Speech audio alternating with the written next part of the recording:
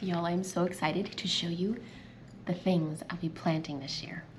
And last week I was going over all my seeds and I was very proud of myself that I collected so many seeds from the garden last year. So it was real fun to go through and see exactly what I need to buy and what I don't need to buy. And I saved a lot of money this year by not having to buy as much as I normally do. So I was very proud of myself about that because the goal is to eventually create vegetables and fruits in my garden that can handle the environment. Because it gets very humid in my garden, very hot, and perfect environment for disease. And I definitely struggle with that. So I collected the seeds from the hardiest plants in my garden. One of the ones that I'm most excited about is this particular tomato. It was a cross between, I think, an Amish paste and some sort of beefsteak because it was very large. In fact, I've got several ones from that particular plant that was creating these. They were very large like a beefsteak, but the consistency was like that of a paste tomato. Well, I have many of those. I kind of went crazy. I see. Lots, which is good. And in fact, I opened one of these packets up. Which one was it? This one. Just to look at the seeds, just curious to see how they've been storing the health of the little seed itself. Oh, drop one. Look beautiful, all fuzzy.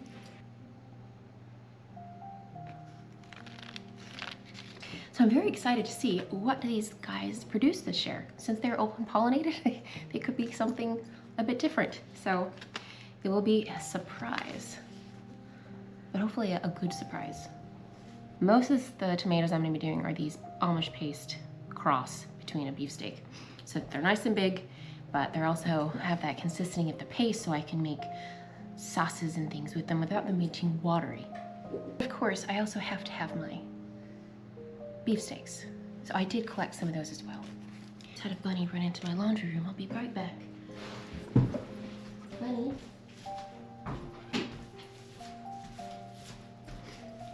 Okay. Hey, Lily. Your bunny just jumped out of her drawers. Lily's bunny, Cinnamon, is running around right now and she likes to go in my laundry room. I don't know why, but she makes a mess in there, so I had to get her out. And in the process, she jumped out of her diaper and yeah, bunnies do a lot. What? Or you can put your hand right, so I wasn't holding her right, see? And put her arms on your arm. And I just hold her like this. And then she can't She's kick. so cute. She's adorable. Anyway, I'm gonna be doing other tomatoes this year. I've got some beefsteaks, some cherry tomatoes that I'm very excited about. But first, I've been waiting to open these up with y'all. So I'm excited. So let's get to this. This is from Baker Creek. I didn't order as much from Baker Creek this year because a lot of the stuff I needed was from Gurney's. And I ordered them at the same time, but they're not gonna even get shipped till, well, they're supposed to ship today, so we'll see. And I won't get them till probably next week. Luckily, none of the stuff that I ordered from Gurney's is stuff that I'm gonna be really planting soon, except that basil. I really wanted to plant that basil soon, but anyway, we'll get to that later. I wanna start my basil, tomatoes, peppers, eggplants next week. Last year I did it around the 13th of January, I think it was, so we're coming up to that. Anyway, let's open this up. You know, one of the things I do love about Baker Creek is how they package their seeds. It's just kind of cute. Every time I order, it's something different. Okay. Oh, this is fun. Okay. Got a little free seed here, lettuce. These are the gourds. I'm gonna be doing gourds again this year. Sadly, last year, I planted them too late and they didn't have enough time to develop fully before our first frost. And our first frost this year came on November 1st, which is early. But I did leave my sprinkler on. It covered my garden in ice, which made a lot of the stuff survive. It protected my plants, like my peppers, tobacco. They did fine, but gourds, my loofahs, that's another one. I started too late. Y'all need to start these early. Otherwise they don't have enough time to mature. So, and my gourds and my loofahs are gonna be going on We have a chicken run that goes all the way around my garden. So my garden is enclosed in double fences, which is great because I never have any issues with deer getting in or anything like that. The chicken moat fence goes up pretty high and the loofahs ended up creeping onto it, and it worked really great as a trellis. So I decided, since these aren't food producers, this is just something extra for fun that I like to do, I'm gonna let them grow on the fence this year. The whole garden will just be surrounded in green. That'll be kind of fun. I'm excited about those, but borscht. So I was kind of curious about these ones because last year I ordered the white borscht, which I prefer it over the blue. It was more vigorous, it does grow taller, which I prefer. So I feel like it doesn't get as drowned out by the tomatoes because the tomatoes get quite large. I think last year my tomatoes got, well, I think they were like 10 to 12 feet tall out of them. They eventually just kind of started hanging down, coming down. Said that these have 30 seeds in them this year. Last year when I ordered the white, it only came out with a few. So I'm kind of curious. I want to make sure it comes with enough. Yeah, there's definitely probably 30 in there. That's good. So I wasn't sure. Otherwise I would have ordered more. Now what I love about borscht is that it's a great trap crop and it's beautiful.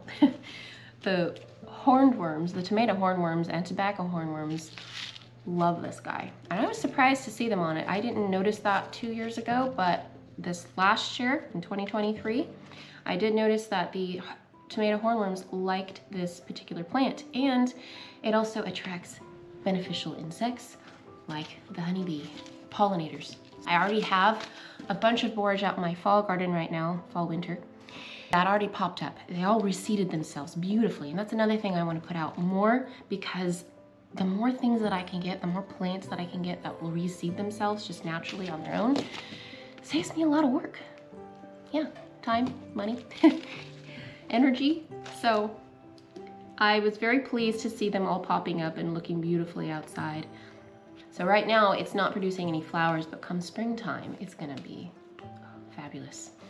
For each tomato plant, I'm gonna have some borscht next to it. I'm gonna also do the basil. I want to start that basil soon so that it can get tall enough. The particular basil that I ordered, Emerald Towers basil, that's what it's called. I've never done this one before. The reason I got it is it's supposed to flower up to 8 weeks later than your typical basil plant, because I don't know about you, but my basil out here bolts pretty quickly. So I was excited to hear about this one, and so I hope that it does well. And it looks to me too that it gets quite a bit taller than your classic basil as well, which for me I like. See if we like the flavor. This one, squash. I got the Big Macs. I really wanted to get some big pumpkins for my girls to enjoy for Halloween. I have a whole section up over here that I created last year just for carving pumpkins. Sadly, the soil was very poor and my pumpkins did not take off. So I have been doing a lot to feed the soil. I put down lots of chicken bedding for my chicken house. On top of that, I also planted some Austrian winter peas, which is a nitrogen fixer. So they're growing out there. And after that, I will go ahead and put more chicken bedding down on top. I already took a nice peek at the soil and it's looking great. Things are breaking down beautifully. And I think by the time we're ready to put these guys in the ground, they're gonna take off. I hope, anyway. The other thing that's great, if you want a trap crop, is tobacco. Because tomato hornworms, tobacco hornworms, love it more than tomatoes. So even if you don't use tobacco, might be a good crop just to throw in there next to your tomatoes, because I found that the tobacco hornworms, tomato hornworms prefer it. I grow tobacco because my husband smokes a pipe. But it's a beautiful plant, y'all, and it's very easy to grow, especially if you live in the South, like I do. We're in Georgia, North Georgia. This year, I'm just doing the Southern Beauty. In fact, that's what I'm opening up right now. I did collect seeds from the Southern Beauty plant that did the best in my garden. But 2 years ago, I collected some seeds from a particular tobacco plant that I had. I can't remember the name of it. Something Virginia. I always forget the name of that one. And I tried planting the seeds, and they did not germinate. So I'm just, out of precaution, I went ahead and ordered some tobacco seeds just in case. I get mine from Victory Seeds. I feel like they have a really good variety, a great germination rate.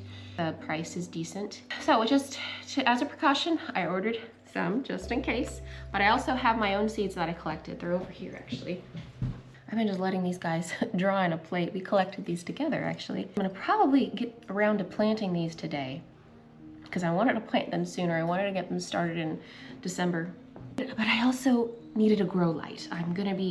Since the tobacco I noticed needed much warmer temperatures than tomatoes to germinate, I had a hard time getting them started. So I'm going to be using a heating pad, but I'm also going to be doing a grow light above it.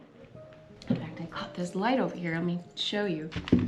Just came in the mail yesterday. I got this guy. It's just a desk lamp, but you don't need fancy grow lights, y'all. This thing was 22 bucks and it puts out a ton of light. So I'm excited to try it out with the tobacco, and if I really like it, I'm gonna get another one because I've got a garden tub area upstairs where I'll be planting everything out in the greenhouse, but I'm gonna be bringing in my tobacco. Next week I'll be starting the tomatoes, peppers, and eggplant, and they're gonna be all upstairs in my garden tub area with some grow lights, and the tobacco will have that heating pad. And we'll see how fast we can get these guys to germinate. Yeah, I'm excited about that light. I just got it. I think it was 22 bucks off Amazon, so not bad. One of the things that I discovered last year, I really enjoyed, my aunt and uncle sent me some pink eyes, which are they look like black-eyed peas, but the little black-eyed part is pink. Really pretty cute little things. And they wanted me to try them out. And I ended up mixing them in with a particular cherry tomato that I really love called black cherry. In fact, this year, I collected my own seeds from this one, and I'm excited to see how it does because the black cherry ended up getting late blight very early, but it still continued throughout the season. I was surprised to see, generally late blight will attack the fruit itself. It didn't, and it seemed to have some resistance to it, so I'm excited to see how it does this year. But I planted the pink eyes around the black cherries. And I was kind of curious to see how that would work. I wasn't sure, if they're going to be way vigorous. I planted beans before that climb, and they will end up taking out the plant that you planted with. Like I've done the Three Sisters idea, and that never has gone well. Beans will just take out your corn. I was happy to see that the pink eye, it is a semi-climber, so it climbed a bit, but it was not so vigorous that it took out my black cherry. So they grew well together. And pink eyes being a pea, it's a nitrogen fixer again, so it's feeding your plant. They complement each other. And I liked how that looked too. By the time I was taking down my black cherry, that was, done for the season, I still had the pink eyes growing there, so I still had some green on that trellis. So that's one of the things I ordered in bulk from Gurney Seeds. In fact, I ordered a few things in bulk from Gurney. I'm trying a different pole bean this year on my teepee that I love.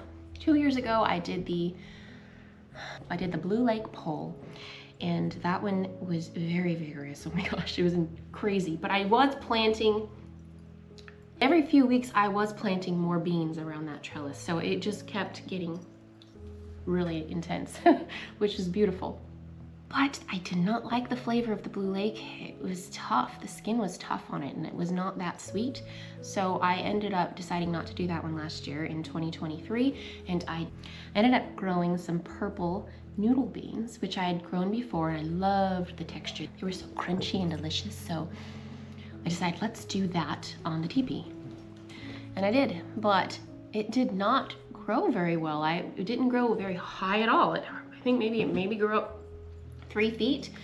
And I will say I was not planting them regularly like I did the Blue Lake, so maybe that would have made a difference. I still feel like they should have gone up more.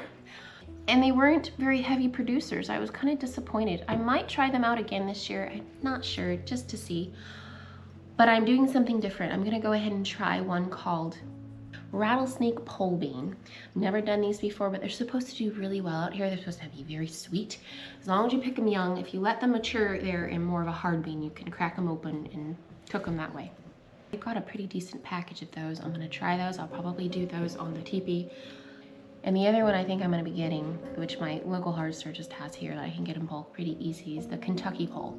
Never tried that one before, so I think I'm gonna mix those in with my squash. So I'm doing things a little bit different this year. I've been talking about this for a while, about mixing up my garden to kind of create that bug confusion.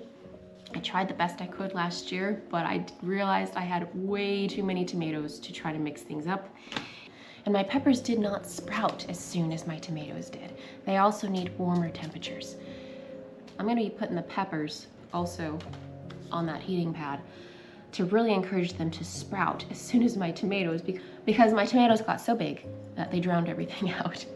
So my peppers didn't really start taking out until the tomatoes were out because they just got so huge. So I'm gonna be doing things a bit differently, getting these guys to sprout the peppers quicker. But I'm also gonna be doing a lot less tomatoes.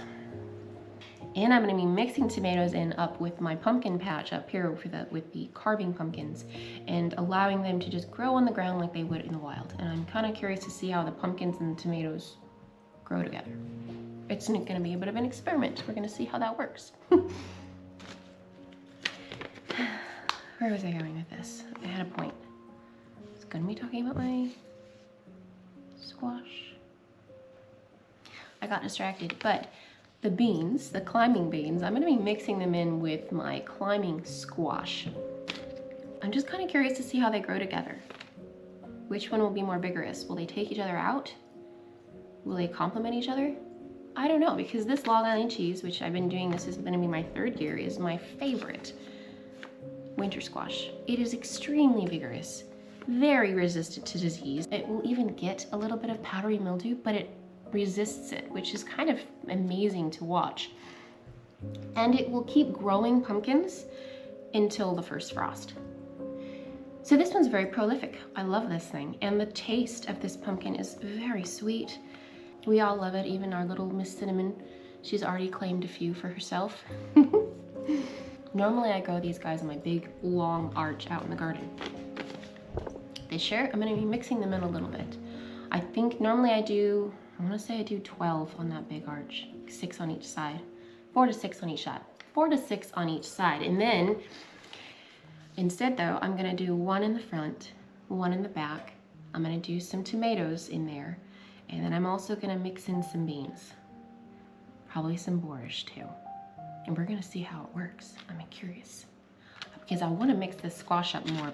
Because last year, since they were all growing together, the pests were really bad. And it's just a pain in the bum to have to go pick them all off. So I'm gonna be mixing those in with things because I noticed that last year I had my tobacco growing right next to a Tahitian melon, which is also very vigorous and very sweet squash. Let me show you what they look like. This guy here is a Tahitian melon. And I also really like these ones, but I don't think I'm gonna do them this year. I'm gonna just kind of keep it more simple. I'm trying to just really zone in on the stuff that we like most and have more room out there for other things. So the tobacco was growing next to a Tahitian melon. And even though that one's very vigorous, it surprisingly grew just fine next to the tobacco. I thought that Tahitian melon would take out the tobacco and just, climb over it to the point where the tobacco didn't get any sun. But again, they complemented each other. I was surprised. So that's why I thought, let's try out mixing these guys in with the tomatoes and the tobacco and the peppers, and we'll kind of see how it goes. All right, let's get back to the seeds that I collected. Show you some of these other tomatoes. Cinnamon. I don't know how she keeps squeezing herself into that laundry room. I talked a little bit about this black cherry. This is one of the cherry tomatoes I'm gonna be doing. And then I'm gonna be doing this honeycomb cherry hybrid. Now, since this was a hybrid, I don't know what exactly it's going to be this year. We'll see. It's a delicious cherry tomato. It was so sweet. And even though that particular row of tomatoes that I had bacteria wilt, early blight, might even had some septorial leaf spot, I don't remember, but that row had quite a bit of sickness going on, and this one kept going and it didn't get it. So I was pretty impressed with that, and I decided let's try saving the seeds. And I know this won't probably be the same as its mother plant, but it'll be interesting to see what we get. By the way, this last year was my very first time experiencing bacteria wilt in my garden. I had never seen that before, and if you don't know what that is, it's a bacteria that a lot of times it's transferred by those cucumber beetles. And you'll start to notice it at the very top of the plant. It just starts to wilt. And it's very odd, and then it just starts spreading throughout the whole plant, eventually killing the plant. It even affects the fruit and makes the fruit look very wrinkly. The ones that I noticed that were the most susceptible to that were lemon blush, which I did save some seeds from the ones that didn't get that, because I do like that lemon blush variety, which, yeah, I have some tomato blushes, but they were next to some paste tomatoes, so we'll see what we get with those. I like those ones because they are small like the early girl, and they also produce earlier like the early girl. And I use those quite a bit for salsas and stuff.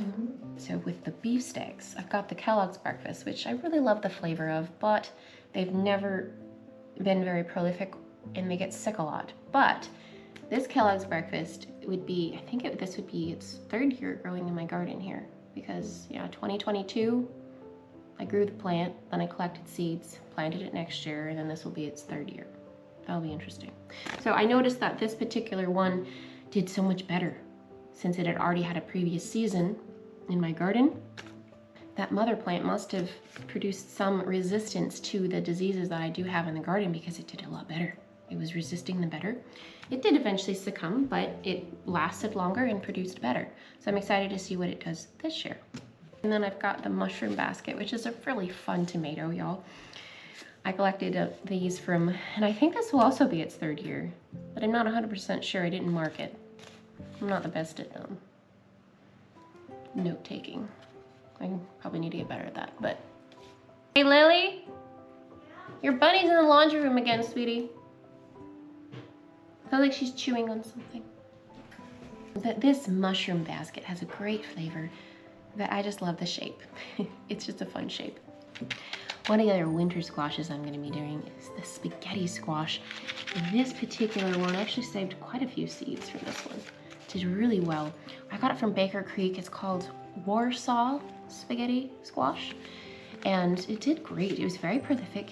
But, you know, it did eventually succumb to sickness. It was very susceptible to the vine borer. But now that I know that, I'm going to be on top of that and checking out and looking for vine borers.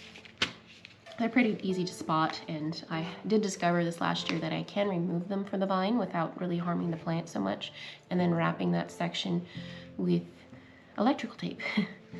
Just because you have a vine borer in there, you can still remove it. But I'm going to be doing way more this year. Last year I think I did 4, and this year I'm going to do a lot more, because these spaghetti squashes were so sweet and delicious, and Nathan and I really prefer the spaghetti squash when we're eating spaghetti over pasta, which is not quite as heavy. So I'd like to grow enough so that we have some for the whole year. I collected seeds, so maybe this year they'll be a little bit more resistant to sickness. And I've got some summer squash, which I think these are both straight neck, and an Odessa squash that I collected seeds from as well. And this is what the Odessa squash looks like. In fact, mine were not yellow, they were white. Now, I had read that these guys were climbers, but they didn't climb. They were vigorous as far as growing, and you would need a decent amount of space for these guys.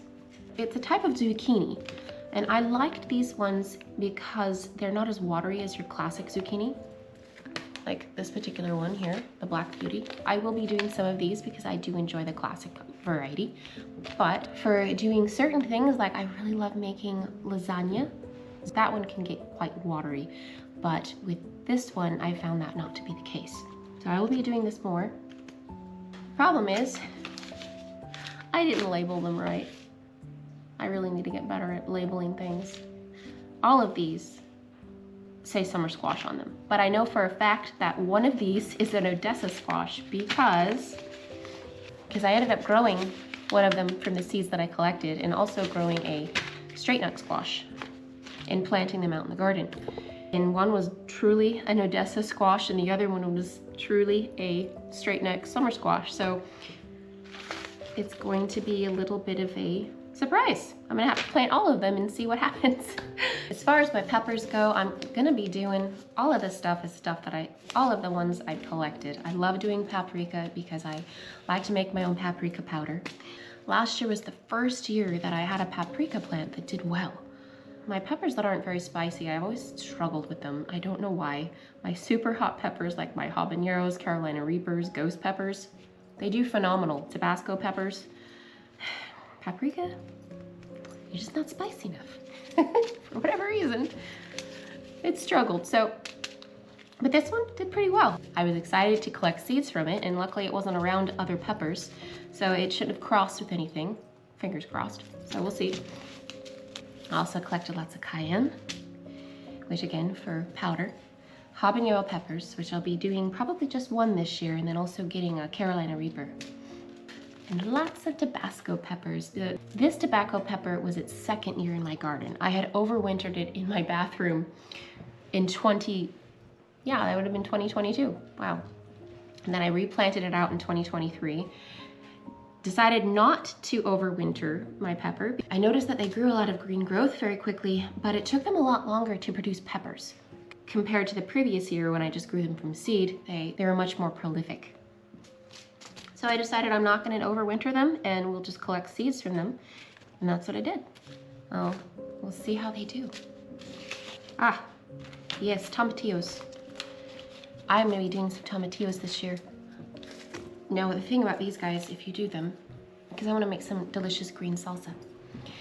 But if you don't have two of these and you just have one, it won't make any fruit. So if you're gonna do tomatillos, make sure you at least do two. Okay, good. At first I was like, are there any seeds in this one? So I'll be doing these guys. I'll be doing at least two, maybe three. We'll see how that works. And they'll need to be together. I can't really do a bit of mixing up with these ones either. Eggplants. I love me some eggplants. I have struggled with them. The first year I did them, that would have been, I don't know what year that was. The first year I did them, they did great. Every year after that, I have struggled. Last year, I did two different varieties, and I'm gonna try them again. This is called Camo. I think it's a Japanese variety. This Aswad, I hope I'm pronouncing this correctly. This is an Iraqi variety. My eggplant, again with the peppers, didn't germinate as quickly as the tomatoes. So when I put them out, they were still very small. They were still on the small side. And they got ravaged by flea beetles. It was just really frustrating. And flea beetles, they're tough to pick off. And I do organic garden, so I'm not spraying anything out there. The only thing I will spray is water. No. The flea beetles are a tough one because spraying them with water doesn't really do anything. And they're really fast. The reason they're called flea beetles is because they jump like a flea. And they're tiny like a flea. So my goal with these is to get them started soon enough so that they're healthy and large enough to resist those flea beetles. Because I've noticed the plants that are large enough, the flea beetles are not much of an issue. So again, I will try my luck with these eggplants and we'll see what we get. Oh, I forgot about the ones that I ordered from Gurney's. I'm used to having everything here and they're not, so. But I've got more seeds coming. I do have peanuts, which, you know what? I have some in here. Let me show you, because that's one of the things I use as a companion plant. This particular peanut is called the Wind, and it's quite larger than we'd say your classic peanut. If you see. In fact, I'm not sure exactly how many I'm gonna need to plant this year, and I might not have even needed to buy some from Gurney, but I just wanted to make sure I had enough because I didn't harvest my peanuts from 2023. I just left them in the ground. I'm curious to see, they should just reseed themselves. That's the goal, because with the peanuts, I just use them as a companion plant, especially with my tobacco, since it is a nitrogen fixer, it's a legume. And I found that my plants next to peanuts do surprisingly well. The other thing is they stay nice and low to the ground. I don't have to worry about them drowning everything out, and they still seem to grow well within the shade of other plants. So we'll see how many pop up and how many I need to grow, and I'm not gonna be putting them in pots this year. I did that last year. It was a lot of work. I had a lot of pots to fill, and that again is just tedious. Even though I do that for a reason, putting my beans in pots, I have issues with my beans if I put them straight into the ground. Since it's so moist and humid out here, if they don't sprout soon enough, they'll get mushy and rot. So I had some issues with that, but I'm decided I'm just gonna put them straight into the ground. I'm just gonna make sure I put a lot of them so that I know I at least have some coming up. Because filling all those pots was a lot of work. Last but not least, you guys, I'm gonna be putting out some sunflowers, because you gotta have some sunflowers in your garden. They're beautiful, but they also are great at attracting pollinators. And one of the things I liked about them last year too is I grew some that were extremely tall. I think they got up to like 13 feet tall or more. And I found that they were able to shade my tomatoes a little bit in the heat of the summer, because you know that heat comes through in late summer and your tomatoes really start struggling. But I found the tomatoes that grew under a little bit of shade from the sunflowers did a little better. So I decided this year I'm gonna plant some sunflowers next to each of my tomatoes too.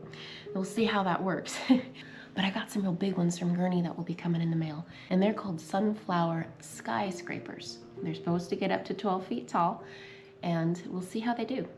And while I was looking for sunflowers that were really tall, I saw some that were really cute. I really fell in love with the name, y'all. It's called the Orange Hobbit. It's a hybrid. A little hobbit sunflower. It's like, okay, I've got to get some of these. So I got a packet of those, and I think I'm gonna put them around the edges of my smaller arches down that row. I think I have 5 arches down that particular row, just to add some extra color and attract more pollinators. All right, I think that's everything, y'all. I think I talked about everything that I'm gonna be putting out in the garden this year. Oh no, one more that's not here in the mail that I had to order off Amazon. Oh, I'm so glad I remembered this one, because this is fun. It is called culantro, and it is a Mexican coriander. I'm very excited to put this out in the garden this year, because I don't know about you, but I love cilantro, but it bolts. If you have consistent 80-degree weather over the course of 2 or 3 days, it's gonna start bolting. And tomatoes, peppers, all that stuff, by the time it's really producing any fruit, the cilantro has bolted. It looks pretty, and it's gonna be making some lovely coriander, but I won't be able to have that cilantro to chop up and make salsas with. So I heard about culantro, and I'm excited to try it, because it's supposed to taste similar to cilantro, but be a little bit stronger. So generally use maybe half as much as you would with cilantro, but for me, I can eat a lot of cilantro. So I don't think it's gonna be a problem. It also looks different than cilantro. It reminds me more of like a type of wild lettuce that grows out here. And so it doesn't grow big and tall like the cilantro plant. It looks more like a lettuce in my opinion, but I haven't seen it in person, so we will see. So the culantro can handle the heat and it won't bolt. I mean, I think, you know, it eventually will bolt, but it can handle the heat a lot better. But we will see. Hopefully those seeds will get there, and they might even be in the mail right now. And I'm gonna go ahead and just start some just to see. I don't know how quick they grow. I don't know what the seed looks like. That will be kind of interesting. And I'll let you guys know how that goes. All right, y'all, I think that video turned out a lot longer than I anticipated, but I'm just so excited, you guys, and I have a lot to share. I can't wait to start these seeds with you guys. I can't wait to start the tomatoes. I feel like it was just yesterday. I was planting for last year. All right, y'all. Thank you so much for hanging out with me today. Take care, and we'll see you next time.